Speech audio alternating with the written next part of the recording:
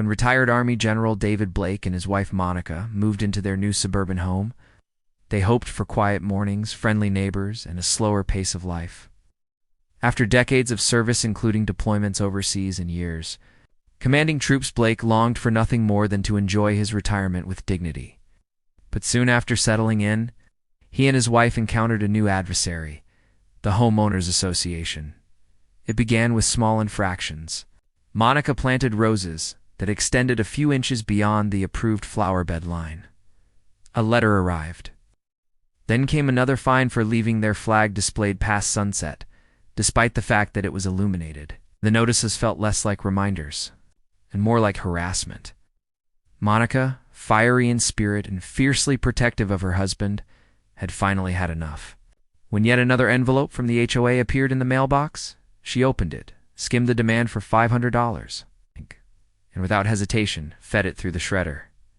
Unbeknownst to her, a neighbor watched from across the street, one with a reputation for nosiness and a taste for control. Known in whispers as the HOA Karen, she immediately called the police. Reporting, destruction of legal documents and hostile behavior. Moments later, a patrol car pulled up in front of the Blakes' home. The officer approached, cautiously, clipboard in hand. "Sir, ma'am, I've been asked to investigate a report from the HOA," he began. But then his eyes lingered on David. There was a pause, a flicker of recognition. He straightened his posture and squinted. "Wait, General Blake." David raised an eyebrow. "Yes, son, that's me.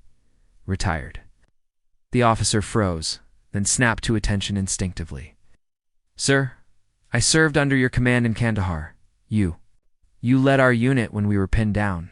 You saved lives, including mine." His voice cracked with respect. Monica crossed her arms and gave the HOA Karen, who was hovering nearby, a pointed look. The officer turned toward her. "Ma'am, this is not a criminal matter. HOA notices are civil issues. Frankly, calling the police for something like this is a misuse of resources." Flustered, the HOA Karen sputtered about rules and order, but her words carried little weight now. The officer tipped his cap respectfully to General Blake before leaving, his loyalty clear. From that day on, the HOA's tone shifted. The endless fines stopped, replaced by guarded civility. Word spread through the neighborhood about who the Blakes truly were.